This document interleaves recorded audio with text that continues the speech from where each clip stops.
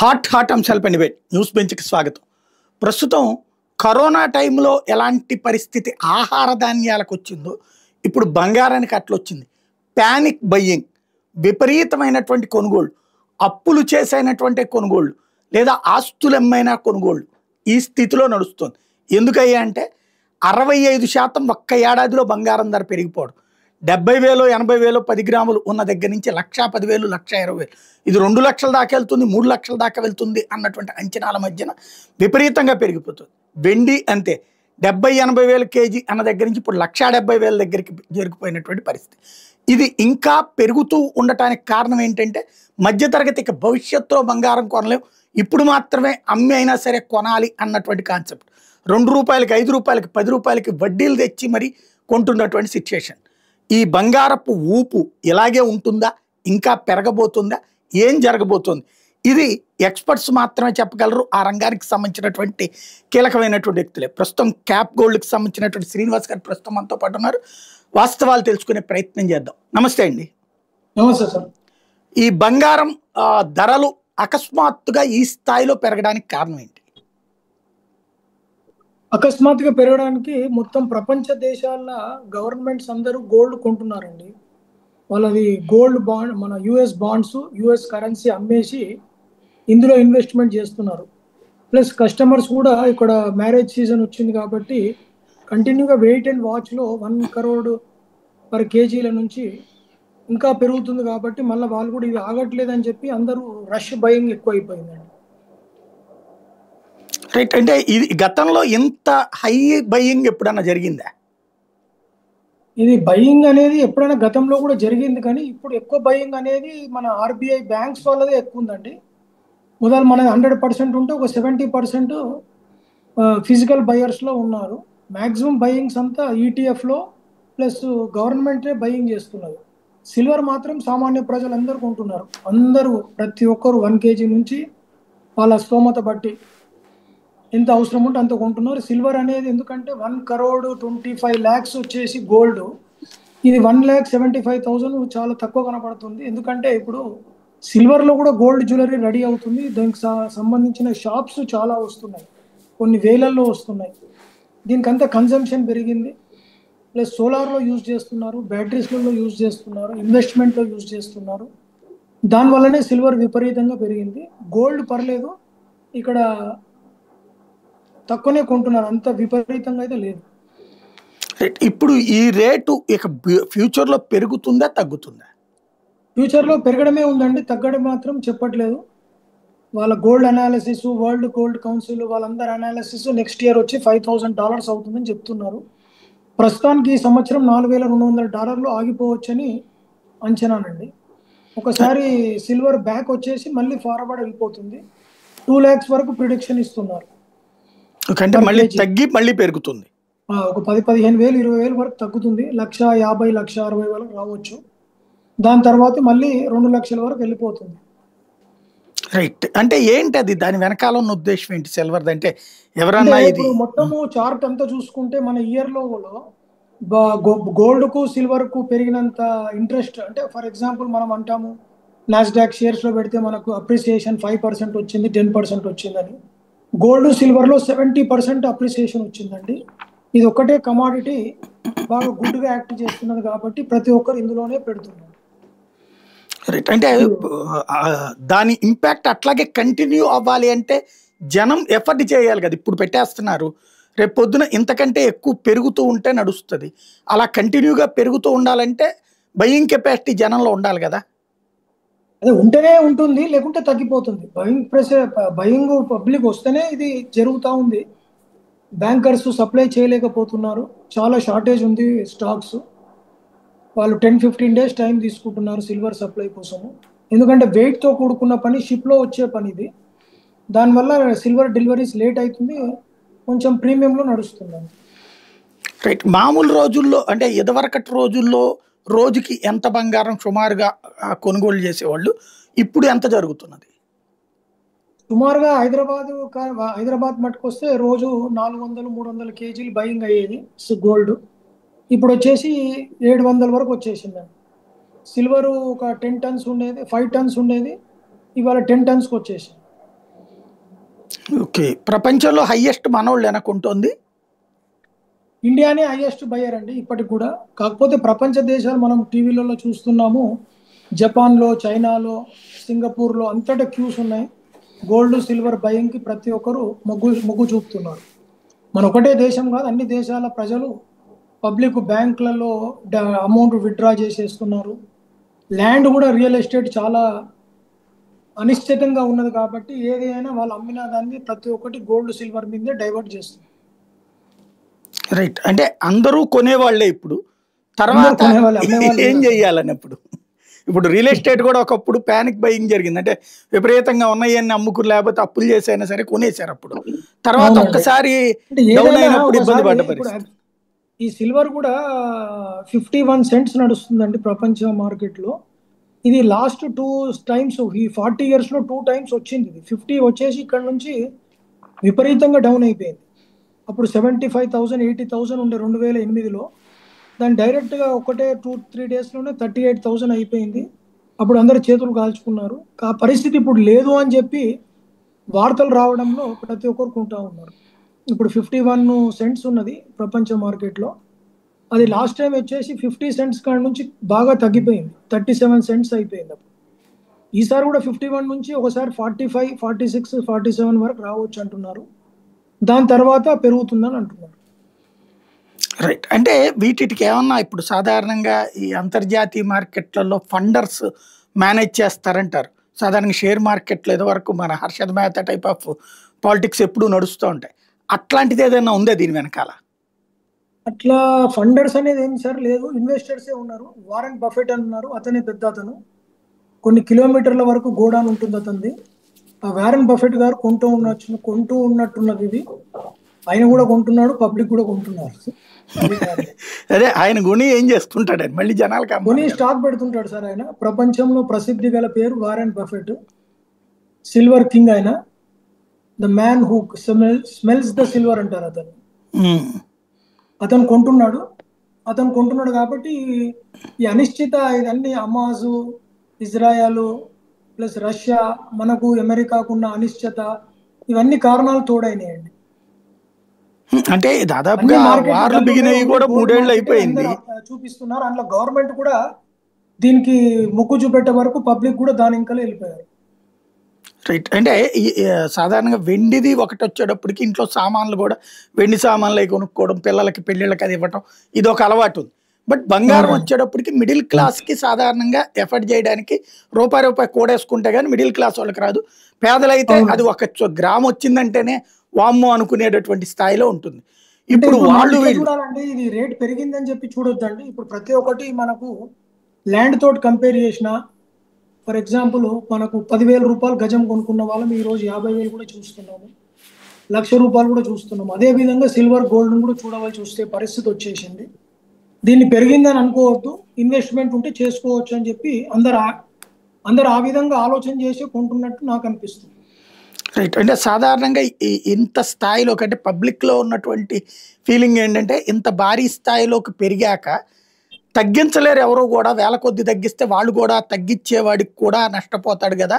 అయితే అవునవును. గీతే ఒక 5, 10,000 తగ్గుతది తప్పించి ఏం పెద్దగా అదే. ఏముండదు అంటే అనేటటువంటి ఫీలింగ్. తగ్గినా గాని 1,50,000, 1,60,000 వరకు రావచ్చండి. తర్వాత 2,00,000 వరకు వెళ్ళిపోతుంది. ఏది వెండి. ఎందుకంటే ఈ షార్ట్ స్పాన్‌లో మనం 1,00,000 ఉన్నప్పటి నుంచే ఈ ఫండర్స్ వాళ్ళు 125, 150, 175 చెప్తూనే ఉన్నారు. అది మనం ఎవరు కూడా నమ్మకంగా చూడలేదు. ఇప్పుడు ఇది పెరిగినంక అర్థమవుతుంది. చాలా మంది ఆపర్చునిటీ మిస్ అయ్యారు. చాలా మంది కొనుక్కున్నారు. రైట్. అంటే ఇప్పుడు వెండికి ఛాన్స్ ఉందా? గోల్డ్‌కి ఛాన్స్ ఉందా స్థిరంగా ఉండటానికి? స్థిరంగా ఉండడానికి గోల్డ్‌కే ఛాన్స్ ఉందండి. వెండికి స్థిరంగా ఉండడానికి లేదు. ఇంకా ఫ్లక్చుయేషన్‌లో ఉంటుంది. ఓకే. ఈ గోల్డ్‌కి సంబంధించి ఇప్పుడు సాధారణంగా మనకి డిమాండ్, సప్లై సూత్రం ఉంటది. సప్లై తక్కువున్నప్పుడు డిమాండ్ పెరిగి ధర పెరుగుతా ఉంటదన్నటువంటి. అట్లాంటి సిట్యుయేషనా? లేకపోతే గనక మామూలుగా అది కూడా ఉంది సార్. డిమాండ్ చాలా ఉంది. సప్లై లేదు. అది కూడా ఒక కారణం అవుతుంది. ప్లస్ ఇది రాబోయే భవిష్యత్తులో రూ. 2,00,000 అవుతుందని బాగా పబ్లిసిటీ జరిగిపోయింది. అందుకోసం ప్రతి ఒక్కరు కొంటా ఉన్నారు. రైట్. ఈ గోల్డెన్ సాక్స్ లాంటి సంస్థ నమ్మచ్చా? ఎంసీఎక్స్ అనేది నమ్మొచ్చండి. ఏమి ఇబ్బంది లేదు. వాళ్ళే చెప్తున్నారు కదా, 2 లక్షలు అవుతుంది, 3 లక్షలు అవుతుంది. అవునండి, అవునండి. మంచిదే సంస్థ. అది లిమిటెడ్ కంపెనీ, షేర్స్ మార్కెట్ లో కూడా ఉన్నారు. వాళ్ళనే నమ్మి చాలా మంది చేస్తారు. ఇప్పుడు ట్రేడింగ్ అంతా వాళ్ళ దగ్గరనే జరుగుతుంది. రైట్. ఇవాళ ఈ బంగారపు షాపుల వాళ్ళు ఆ, ముందుగా కొని పెట్టుకుంటున్నారా ఇప్పుడు వీళ్ళ కోసం ఇది, లేకపోతే ఇప్పుడు ఆర్డర్లు లేదండి, ఇది పెడుతున్నారు? కొనిపెట్టడానికి కాదండి. ఇన్వెస్ట్మెంట్ చాలా ఉంటుంది. డైలీ సప్లై కూడా లేదు. సెల్లర్స్ కూడా అక్కడ స్టాక్ ఉంటేనే అమ్ముతున్నారు వాళ్ళు. అట్లా కొనిపెట్టుకోవడానికి ఏం లేదు. జ్యువెలరీ షోరూమ్స్ ఓపెన్ అయినప్పుడు వాళ్ళు మొత్తం స్టాక్ కొంటారు, అది కరెక్ట్. సిల్వర్ పెట్టినా సిల్వర్ కొంటారు, గోల్డ్ పెట్టినా గోల్డ్ కొంటారు. దాన్ని వాళ్ళు ప్రాఫిట్ లో చూపిస్తుంటారు. ఇన్వెస్ట్మెంట్ కదా, వాళ్ళకి షాప్ క్లోజ్ అయినప్పుడే వాళ్ళకి ఆ ప్రాఫిట్ వస్తుంది. వాళ్ళైతే ఓపెనింగ్ అప్పుడు చాలా షోరూమ్స్ ఓపెన్ అయిపోతున్నాయి. కార్పొరేట్స్ కూడా వాళ్ళందరూ వచ్చేస్తున్నారు. బయింగ్ గోల్డ్ లో సిల్వర్ లో పెరిగిపోయింది. ఈ సిల్వర్ షోరూమ్స్ కూడా ఇంతకు ముందు లేవండి. ఒక 2-3 ఇయర్స్ వరకు కూడా లేవు. ప్రతి ఒక్కరు ఏదైతే గోల్డ్ లో తయారవుతున్న ఐటమ్స్ సిల్వర్ లో కూడా అవుతా ఉన్నాయి. సేమ్ రిప్లికా కనబడుతుంది. తక్కువ రేట్లో వస్తుంది. 20% లాస్ లో వాళ్ళు మళ్ళీ రిటర్న్ కొనుక్కుంటున్నారు. కాబట్టి సిల్వర్ షోరూమ్స్ కూడా చాలా అయిపోయాయి. కాబట్టి వాళ్ళది కూడా వాల్యూమ్ పెరిగిపోయింది. రైట్. ఇప్పుడు ఈ మధ్యన ఈ 1 గ్రామ్ గోల్డ్, 18 క్యారెట్స్ గోల్డ్ ఇట్లాంటివి వస్తున్నాయి, ఏంటండి అవి? 1 గ్రామ్ గోల్డ్ అనేది చాలా పాతదేనండి. కాకపోతే దానికి రీసేల్ వాల్యూ అనేది ఉండదు. దాని పేరు అట్లా 1 గ్రామ్ గోల్డ్ పెట్టారు. అది పూత నగలు అనమాట. అది అందరూ వాడేటోళ్ళు వాడుతూ ఉంటారు. దాని పెద్ద వాల్యూ లేదండి. అది ఉన్నది మార్కెట్ లో కొంచెం నడుస్తుంది, అంతేగాని పెద్దగా ఏం లేదు. దాన్ని ఈ సిల్వర్ 18 జ్యువెలరీ గ్రామ్స్ మాత్రం ఇంపాక్ట్ ఉన్నది. 18 క్యారెట్స్ గోల్డ్.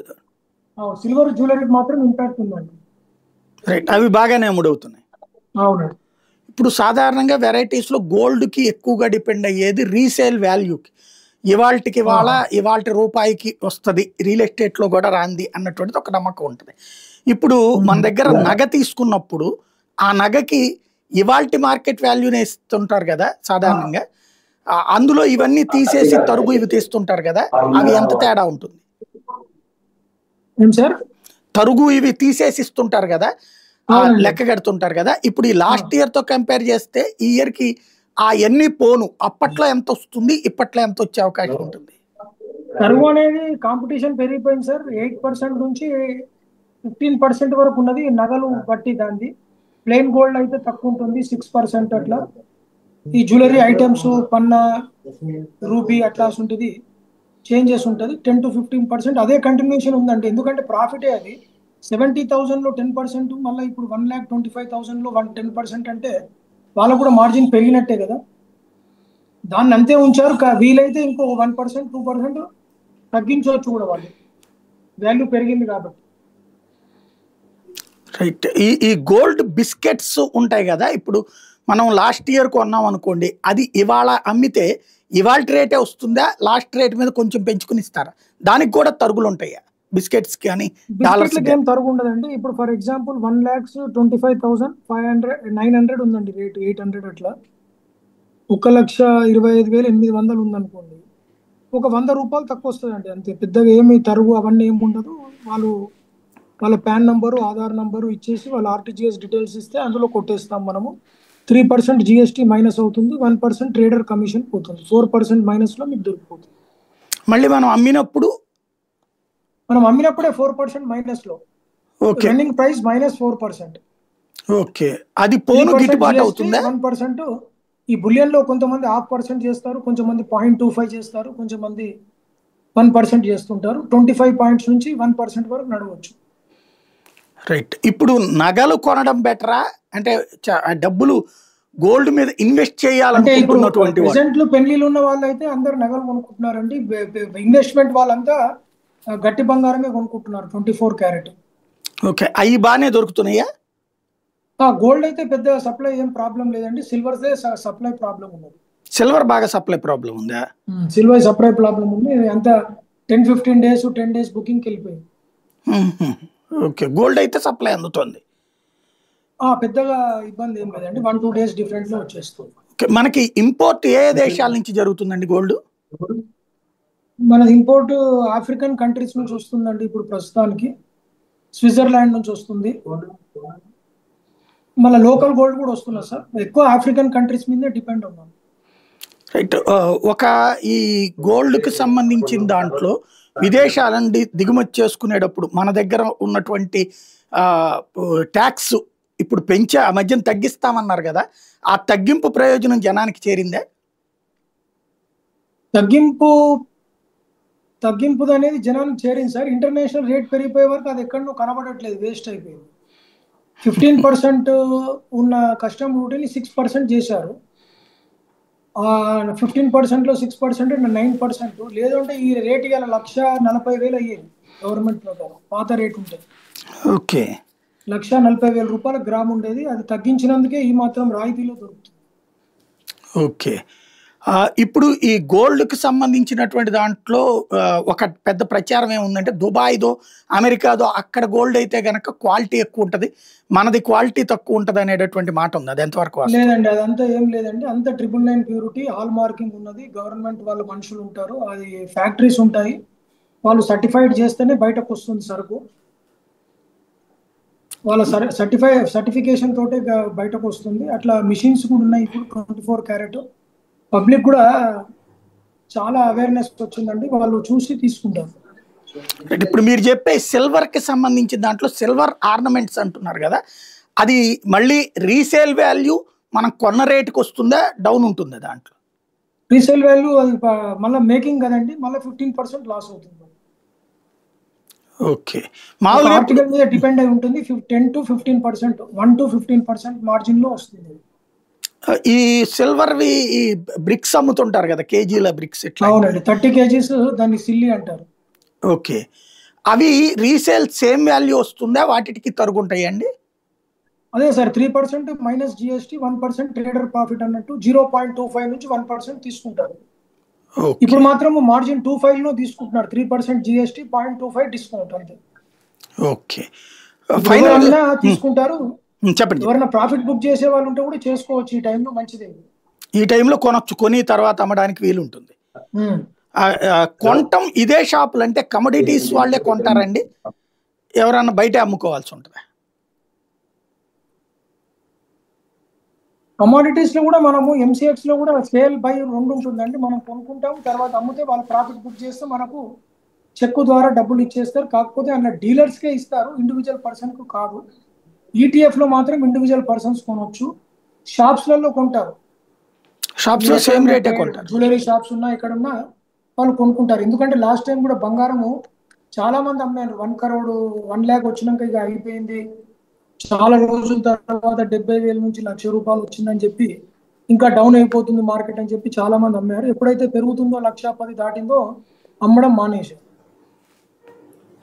ఓకే, ఇప్పుడు ఈ కస్టమర్లు ఎవరైతే బంగారం మీదనా లేకపోతే దీని మీదన కొనాలనుకుని అంటే ఇన్వెస్ట్ చేయాలనుకునే వాళ్ళకి మీరు ఏం సలహా ఇస్తారు?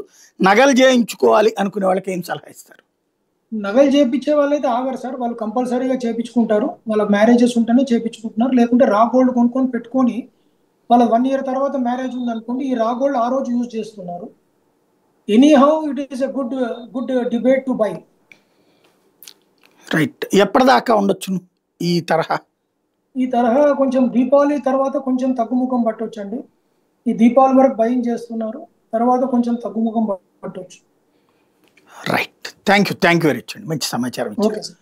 ఇది పరిస్థితి. బంగారం కోసం జనం ఎగబడుతున్నారు. సాధారణంగా పేద దేశము, డబ్బులు లేని దేశము, ఇలాంటి ఉపన్యాసాలు వింటూ ఉంటాం. కానీ బంగారం కోసం బారులు తీరుతున్న పరిస్థితి, కిలోలు కొంటున్నటువంటి పరిస్థితి. వెండి కూడా అదే స్థితిలో ఉంది. భారతదేశమే కాదు, ఇప్పుడు ప్రపంచం మొత్తం కూడా ఒక ఉన్నదంతా కొనేసుకుందాం అన్నటువంటి ధోరణిలో అవసరమైతే ఆస్తులు అమ్మి లేదా అప్పులు చేసి మరి కొంటున్నటువంటి దశలో రాబోయేటటువంటి రోజుల్లో పరిస్థితి ఎట్లా ఉంటుంది అన్నటువంటిది శ్రీనివాస్ గారు చెప్తున్నారు. ఏం జరుగుతుందో చూద్దాం.